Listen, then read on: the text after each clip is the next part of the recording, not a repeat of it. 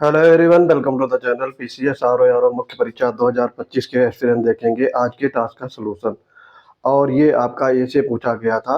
ये प्रियंका यादव है, ललितपुर से, यूपी पीएससी 2024 की एस्पिरेंट है, पेड बैच की एस्पिरेंट है। आ, भारत की आंतरिक सुरक्षा पर ये निबंध लिखती हैं। अगर आप भी हमारे पेड बैच से जुड़ना चाहते हैं तो उसके लिए आपको पीसीएस वंडर्स टेलीग्राम चैनल से जुड़ना होगा। वहाँ पर आपको पेड बैच से रिलेटेड डिटेल्स मिल जाएंगी। पेमेंट करने के बाद आप पेड बैच से जुड़ सकेंगे। पेड बैच आपके आर मुख्य परीक्षा, प्रीलिम्स परीक्षा और पीसीएस मुख्य परीक्षा में हिंदी और ऐसे के टास्क कराए जाते हैं। तो देखते हैं ऐसे। ये आपका काफ़ी इंपॉर्टेंट टॉपिक है, इससे आपका प्रश्न बनेंगे। यदि आप आंतरिक सुरक्षा का प्रबंध नहीं कर सकते तो आप महान शक्तिशाली देश नहीं बन सकते। अजीत डोभाल, राष्ट्रीय सुरक्षा सलाहकार, इन्होंने ये ऐसा कोट किया है। प्रस्तावना देखेंगे। भारत भौगोलिक तथा जनसंख्या की दृष्टि से एक विशाल देश है। इसकी सांस्कृतिक, भाषाई, धार्मिक और स्थलाकृतिक विविधता जहां इसे वैभवशाली देश होने का गौरव प्रदान करती है, वहीं ये आपसी संघर्ष व वैमनस्य के लिए भी उत्तरदायी है।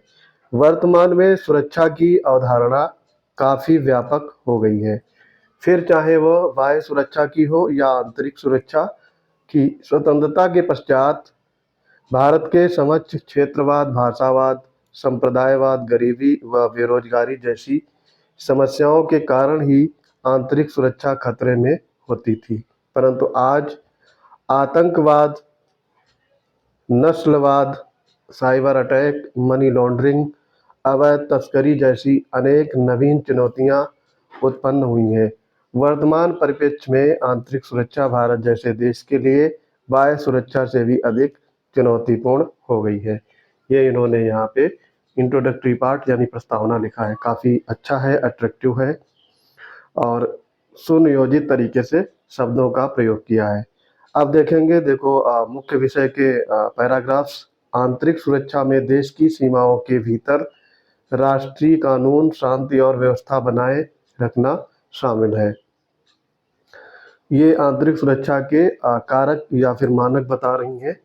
आंतरिक सुरक्षा के घटकों में कानून का प्रवर्तन और सामुदायिक यूटिलिसिंग, खुफिया सामुदायिक पुलिसिंग है। ये सामुदायिक पुलिसिंग, खुफिया और निगरानी, सीमा नियंत्रण, आतंकवाद रोधी उपाय, साइबर सुरक्षा, आपातकालीन तैयारियां, कानून संरचना आदि शामिल है। भारत में आंतरिक सुरक्षा की देखरेख का दायित्व गृह मंत्रालय का होता है। आंतरिक सुरक्षा देश या संगठन के आंतरिक वातावरण, उनके नागरिकों और उनके संसाधनों की स्थिरता, कानून और व्यवस्था और कल्याण को प्रभावित करते हैं। ये आंतरिक सुरक्षा के बारे में मूल तत्व या फिर कह सकते हो उनके प्रभाव कारक के बारे में चर्चा किया है। मुख्य विषय के दूसरे पैराग्राफ में ये उद्देश्य की बात करती हैं।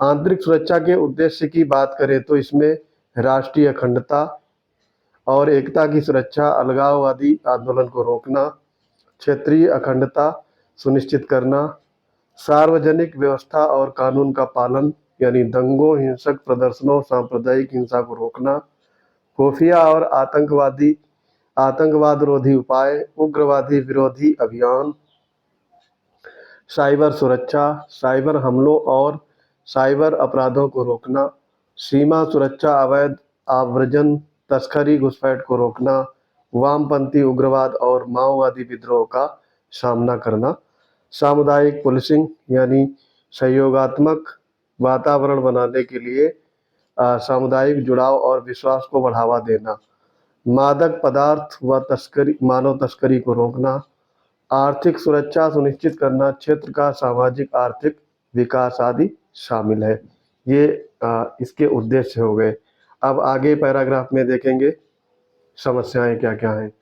देश में आंतरिक सुरक्षा समस्याओं के लिए उत्तरदायी कारकों में आतंकवाद, राज्य और गैर राज्य कारकों द्वारा, उदाहरण 2008 मुंबई हमला, पाकिस्तान द्वारा प्रायोजित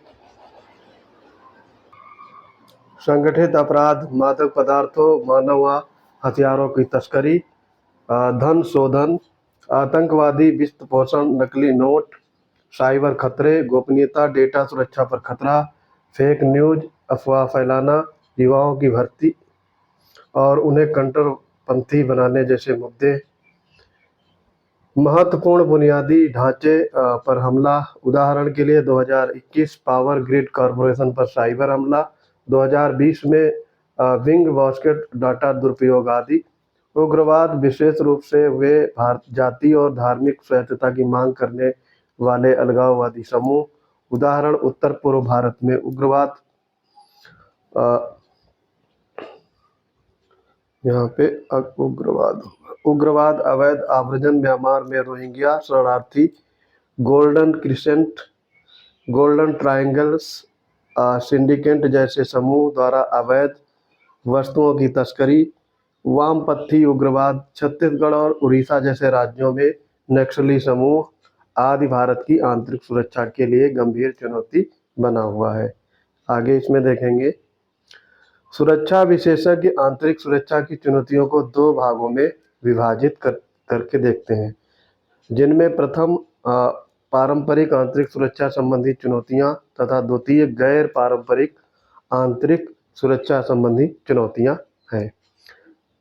पारंपरिक आंतरिक सुरक्षा संबंधी चुनौतियों में समुद्रवर्ती अस्थिरता, पड़ोसी देशों में अस्थिरता, बांग्लादेश, म्यांमार, बहुध्रुवीय विश्व का विकास तथा एशिया की ओर शक्ति का अंतरण, ऊर्जा सुरक्षा, जातीय तनाव, कश्मीर में उग्रवाद आदि। वही गैर पारंपरिक आंतरिक सुरक्षा संबंधी चुनौतियों में जलवायु परिवर्तन संबंधी चुनौतियां जैसे बाढ़, सूखा जैसी प्राकृतिक आपदाओं में वृद्धि, हथियारों की तस्करी, विस्फोटक पदार्थ, मनी लॉन्ड्रिंग, टैक्स हेवन देशों में निवेश, कर चोरी, शरणार्थियों की समस्या, चकमा रोहिंग्या, हिंसा के माध्यमों में वृद्धि, social media, electronic media, cyber सुरक्षा आदि गंभीर चुनौतियों के रूप में उभरे हैं। इसके अलावा भारत के पास अभी तक राष्ट्रीय सुरक्षा नीति के लिए राष्ट्रीय सुरक्षा सिद्धांत या रणनीति नहीं है। ये इन्होंने यहाँ पे लूप होल्स बताए हैं, सुरक्षा के बारे में कमियां बताई हैं। आंतरिक सुरक्षा की चुनौतियों को निपटने के लिए अब उपाय बता रही हैं। समय समय पर विभिन्न कदम उठाए जाते रहे हैं। भारत सरकार ने समाधान नामक एक नया फार्मूला तैयार किया है, जिसमें स्मार्ट नेतृत्व, आक्रामक रणनीति, प्रेरणा और प्रशिक्षण, क्रियान्वयन योग्य खुफिया जानकारी, डैशबोर्ड पर आधारित मुख्य प्रदर्शन संकेतक और मुख्य परिणाम क्षेत्र, प्रौद्योगिकी का उपयोग, प्रत्येक क्षेत्र के लिए कार्य योजना, वित्त पोषण तक पहुंच न होना शामिल है। इसके अलावा विधि विरुद्ध क्रियाकलाप निवारण संशोधन अधिनियम 2019, राज्य पुलिस बलों के आधुनिकीकरण की योजना, राष्ट्रीय नीति और कार्य योजना, नेट ग्रिड, अपराध और आपराधिक ट्रैकिंग नेटवर्क और प्रणाली, सुसंगत नीतियां और दृष्टिकोण, एक्शन टास्क फोर्स के साथ समन्वय, डिजिटल सुरक्षा प्रबंधन, गवर्नेंस, केंद्र राज्यों के बीच समन्वय, सामाजिक आर्थिक पहलू, राजनीतिक स्थिति, सीमा प्रबंधन आदि दीर्घकालिक नीतियों को अपनाया जा रहा है।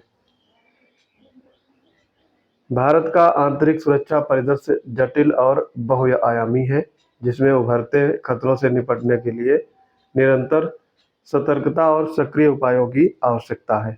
आंतरिक सुरक्षा सिद्धांत का निर्माण, आंतरिक सुरक्षा मंत्रालय की स्थापना, पूर्वोत्तर के लिए व्यापक दृष्टिकोण, नक्सल समस्या के लिए उपचारात्मक स्पर्श, खुफिया एजेंसियों को मजबूत बनाना, शासक से जनता की पुलिस में परिवर्तन, प्रौद्योगिकी का उपयोग, अधिक सामाजिक आर्थिक विकास, उच्च सामुदायिक सहभागिता, क्षमता निर्माण में वृद्धि, अंतर्राष्ट्रीय सहयोग आदि बहुआयामी दृष्टिकोण को अपनाते हुए हम एक सुरक्षित और समृद्ध भारत की परिकल्पना को साकार कर सकते हैं।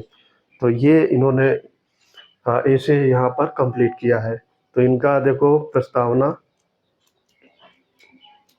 प्रस्तावना काफ़ी ठीक लिखा है। मुख्य विषय में इन्होंने सारे बिंदु अच्छे दर्शाए हैं। उपसंहार में इन्होंने काफ़ी सटीक लिखा है और उपाय भी बताए हैं।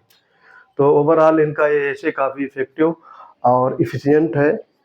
इनको 50 में से, ये पीसीएस की एस्पिरेंट है, 50 में से इनको 40 मार्क्स यहाँ से आराम से मिल सकते हैं। अगर आप भी हमारे साथ पेड बैच से जुड़ना चाहते हैं और अपनी तैयारी को इन्हांस करके अच्छी रैंक हासिल करना चाहते हैं, तो उसके लिए आपको पीसीएस वंडर्स टेलीग्राम चैनल से जुड़ना होगा। वहाँ पर आपको इन सारे पेड बैच से रिलेटेड डिटेल्स उपलब्ध रहेगी और आप पेमेंट करके इन सारे बैच का मैक्सिमम लाभ अर्जित कर सकते हैं। तो मिलते हैं अपने अगले इंपॉर्टेंट वीडियोज के साथ। तब तक के लिए पढ़ते रहिए। जय हिंद।